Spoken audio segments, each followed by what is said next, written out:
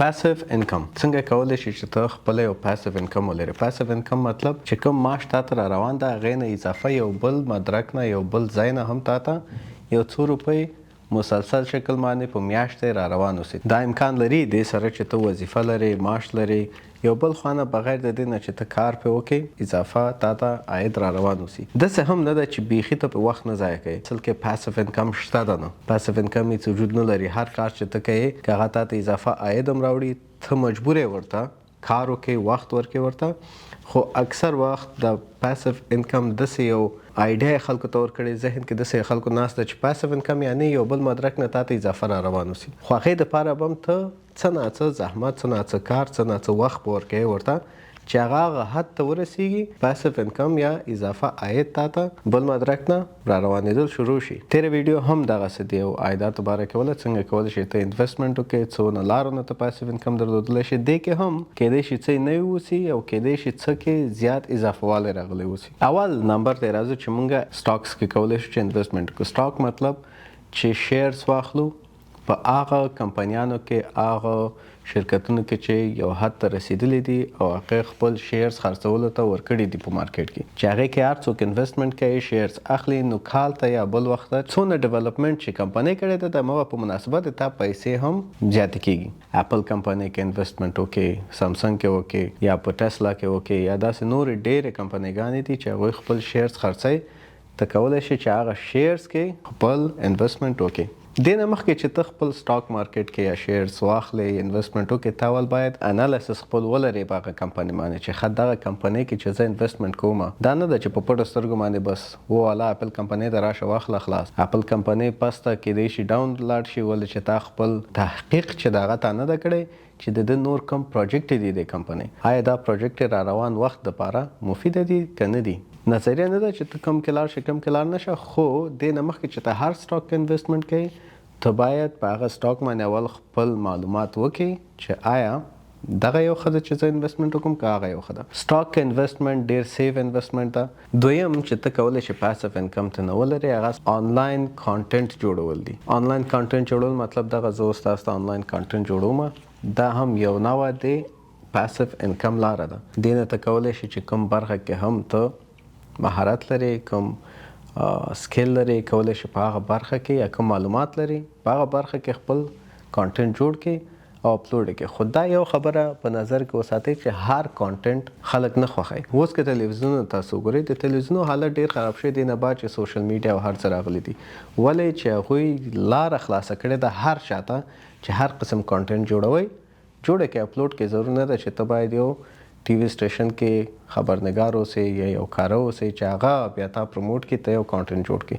فیسبوک کې ته کولی شي، ټیک ټاک کې کولی شي، یوټیوب کې کولی شي، او نور کوم یو دي انسټاګرام، هر څه کوم یو چې پلیټفارمونه ته کولی شي پکې آنلاین کانټنټ جوړ کړي. کانټنټ جوړول نه صرف دا نه ده چې ته صرف همغه کانټنټ چې څوک ګوري هغه کتلو په حساب واچ ټایم په حساب تا ته پیسې راځي. داسې وخت کېږي چې تا ته نورې کمپنیانې زنګ وهي، اپروچ کوي درته چې ما سره دغه پروډکټ ده یا دغه کمپنۍ ده، ته ولې کانټنټ ښه جوړوې، ښه ویډیوګانې جوړوې، خلکو ته رسوي خبره. دایما پروډکټ هم خلکو ته معرفي کړه. د خپلو ویډیوګانو کې زه تا ته میاشتې یا په یو ویډیو باندې دونه پیسې درکوم. افغانستان کې چې کوم ټیک ټاکران دي که تاسو وګورئ، هغوی ځي کله یو کمپنۍ کې ریکارډینګ کوي، کله کوم بل رسټورانټ کې ریکارډینګ کوي، هغه رسټورانټ والا ورته فری ډوډۍ راوړي. دا داسې نه ده چې هغوی خپلوانې دي، هغه رسټورانټ والا خپله ورته ویلي دي چې ته راشه دغه ویډیو دلته ریکارډ کړه، دغه نه شیان موږ پکې ښیو، تا ته په یو ویډیو باندې زه دونه درکوم. یو هلک ده زه یې پېژنم په کابل کې، هغه د میاشتې صرف د دې ویډیو ریکارډینګ نه، ټیک ټاک نه چې کمپنیانو سره یې ډیلونه کړي دي چې میاشتې د څلور ویډیوګان درته ریکارډوم، هر ویډیو باندې $100 اخلي. نو فکر وکړه 3 کمپنیان سره هغه فعلا قرارداد لري، 3 کمپنیان یې $100، 4 ویډیوګانې میاشت کې شوي، څو شول؟ $1200 صرف هفته کې یو ویډیو یو کمپنۍ ته جوړولو باندې اخلي. دې نه بغیر چې هغه نور کارونه لري، نور مصروفیتونه لري، هغه مخکې بیا یې ورسره هم یو پاسیو انکم په شکل باندې ورته پیسې را روانې دي. او دا د دې ساتلې غوندې کار ده. ځي هلته ریشخندي کوي، انډیوالانو سره ناست دي، ویډیو ډکوي، خپل فری ټایم کوي، بس ورته پیسې را رواني. بل ډېره ښه لاره ده چې یوټیوب باندې باید څوک فوکس وکړي. یوټیوب له لارې داسې ده چې یو دفعه ته ورسېدې له خیره سره، 1 کال 2 کاله بعد تا ته فکر وکړه چې $1,500 $2,000 هغه د میاشتې یقیني تا ته راوړي. خو شرط دا ده چې تا باید نیچ معلوم اوسي. مثلا چې ته کومه لاره کې کانټینټ جوړې، داسې نه ده چې یو ورځ ته لاړ شې رسټورانټ کې ویډیو جوړه کړې، بله ورځ لاړ شې په مستري خانه کې مستریتوب کوې، بله ورځ راځې دلته خلکو ته د ډوډۍ پخولو چل ورښیې. نه، یو برخه د معلوم اوسي چې همغه برخه کې روان اوسې او همغه برخه خلک تا ته راشي. اوله کې یوټیوب چینل زحمت غواړي. مثلا 1000 سبسکرایبر به پوره کړې، 4000 واچ ټایم به پوره کړې په 12 میاشتو کې.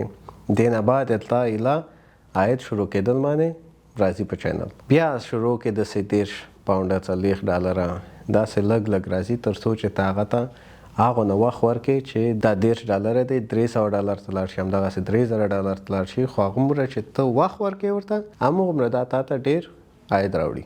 نو پاسیو انکم نه ده څنګه چې هغه شروع کې مونږ ویل چې هر یو خپل ځان خپل کار مطابق باندې تا نه وخت غواړي، دا هم دغسې تا نه وخت غواړي چې باید ورکړې ورته. بل مونږ لرو افیلیټ مارکیټینګ. افیلیټ مارکیټینګ چې شي ته وایي چې مثلا یو نفر یو پروډکټ لري، یو کمپنۍ لري، هر څه چې لري، هغې ته خپل طرف نه مارکیټینګ کوي د تا لارې نه یا تا د لینک تھرو باندې چې څونه خلک هغې کمپنۍ ته هغې پروډکټ ته لاسرسی پیدا کوي ورځي ورته، تا ته د هغې فیصدي راځي.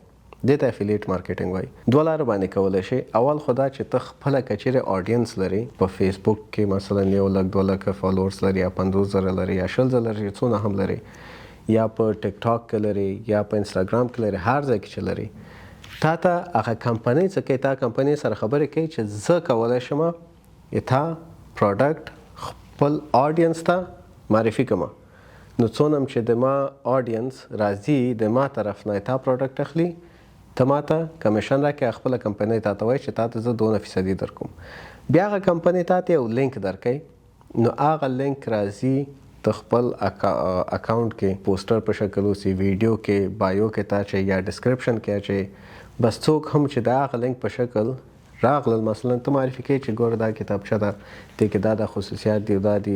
د هر چا کانټینټ کریشن طریقه فرق کوي، ضرور نه ده چې همداسې کیندې ورته معرفي کوي چې ښه دې ورته ویلی چې دا نوي راغلی، دې کې دا خصوصیات دي، دغه پلس پوینټونه څوک هم چې دا اخلي د ما طرف نه لینک ځي، نو 2% ورته تخفیف ده، نو تاسو کولی شئ واخلئ. یا په ایمیل کې خلکو ته لګي یا په میسج کې لګي چې هر رقم ته لاره اتا ده او ته پرې پوهېږي چې په دغه لاره زه ډېر خلکو ته رسولی شم، مشکل نشته، په همغه لاره ورځه، خو په همغه لینک لارې نه به ورځې ورته کومې ته آډینس چې دی. دا یو لاره وه چې کوم ته ارګانیک آډینس لري. ښه فرض وکړئ چې ډېر خلک دی آډینس نه لري، هېڅ فیسبوک چینل نه لري، ټیک ټاک نه لري، هغوی بیا څه کولی شي چې هغوی بیا پروموشنز کولی شي. مثلا هماغه پوسټ خپل پروموټ کولی شي. فکر وکړه چې دې خوا نه تا ته کوم ویب سایټ ته چې ته پروموشن کوي هغه نه تا ته د میاشتې که ته 100 نفرو ته ورسوي تا ته $200 درکول کېږي. مثال $200 کې ته فکر وکړه چې ته $10 په پروموشنز باندې په سپانسر کولو باندې د پوسټ ولګوي، ډېرو خلکو ته چې رسیږي، ته ضرورت نه لري ته آډینس ولري. سپانسر کې ورته وایي چې دونه خلکو ته ما ته ورسوه، دونه پیسو باندې، نو همغومره خلکو ته رسیږي. که ته آډینس ولرې ونه لرې، ورو ورو بیا همدغه سپانسر په شکل باندې ته آډینس هم ځان ته پیدا کولی شي. بله لاره څه رقم ته ده د پاسیو انکم. تاسو کولی شئ چې خپل وسایل خپل شیان په کرایه ورکړئ خلکو ته. مثلا ته خپل موټر لرې، ته کولی شئ خپل موټر په کرایه ورکړې د ورځې د هفتې خلکو ته. ته کور لرې، کور د په کرایه ورکړې. ته کور کې یو کوټه لرې، کوټه د په کرایه ورکړې خلکو ته. چې څه هم لرې، ډېر خلک دي چې همدغه لاره نه ډېرې زیاته پیسې پیدا کوي. نورو ملکونو کې رواج شته د دغه شي، مګر داسې کاروبارونه او داسې د پیسو ګټلو طریقې دي چې افغانستان کې یا پاکستان کې بیخي هغه رواج هم نشته ده او خلک پې خبر هم نه دي چې دغه هم لارې شته دي. په دې لار هم زه کولی شم چې ګټه وکړم. ته موټر لرې، موټر د فضول پروت د کور کې، ته کولی شې په کرایه ورکړې چې زه دغسې موټر لرم، په کار یې چېرته ځي، کوم چکر ته ځي، هغوی موټر نه لري، یا څوک راځي خارج نه راځي، هغوی ته موټر په کار ده. ډېر داسې خلک دي چې افغانستان نه خارج ته راځي، بیا بارګین نه هغوی موټر وباسي په ډېرو پیسو باندې چې څونه وخت یو میاشت یا 20 ورځې هلته وي، بس هغه موټر استفاده کوي، بیرته ورکوي. دې په ځای چې هغه بارګین نه واخلي او ډېرې پیسې هم پرې ولګوي، ولې نه ته خپله دا فیسیلیټي خلکو ته ورکړې چې ما سره موټر شته ده، ته کولی شئ چې هر وخت څوک راغلل د ما موټر په کرایه واخلي. ایر بی ان بي کې چې خپل کوم کور تاسو په کرایه ورکولی شئ، خپل کوټه په کرایه ورکولی شئ. مکمل کورس په یو لرناک ریکارډ شوی ده، الف نه تر یا پورې چې څه رقم ته کولی شئ خپل کور یا کوټه په کرایه ورکړي خلکو ته، یو ورځ ته یا یو هفتې ته. هغه څوک چې خارج نه راځي ګوري کابل د ټوریزم وینئ څونه زیات شوی دی، څونه خارجیان راځي افغانستان ته، کولی شي هغه شکل باندې هم تاسو یو اضافه عاید ولرئ تنه. نو دا یو څو لارې چې ومغوښتل تاسو سره شریک کړو څنګه کولی شئ یو پاسیو انکم لاره ځان ته برابره کړئ. وخت مه ضایع کوئ، معلومات په نور هم راغونډ کړئ او وګورئ چې د تاسو په کومه برخه کې کولی شئ چې ځان ته اضافه عاید جوړ کړئ.